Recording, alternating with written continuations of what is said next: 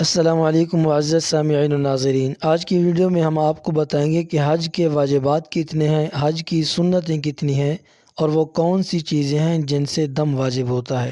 حج کے واجبات: نمبر 1، مزدلفہ میں وقوف کے وقت ٹھہرنا۔ نمبر 2، صفا اور مروہ کے درمیان سعی کرنا۔ نمبر 3، رمی جمار یعنی کنکریاں مارنا۔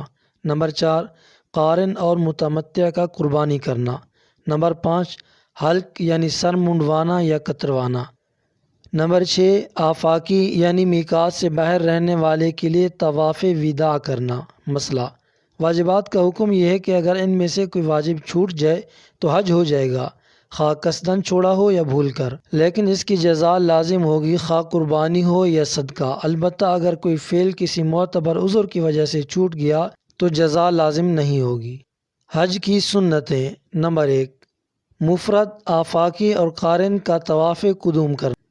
نمبر 2، طواف قدوم میں یا طواف فرض میں رمل کرنا۔ نمبر 3، صفا مروہ کی سعی میں دونوں سبز نشانوں کے درمیان تیز چلنا۔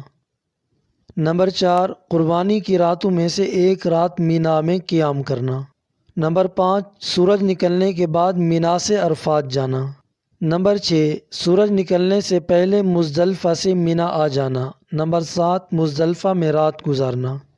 نمبر 8، 11 اور 12 ذی الحجہ کو تینوں جمرات میں ترتیب سے ساتھ ساتھ کنکریاں مارنا۔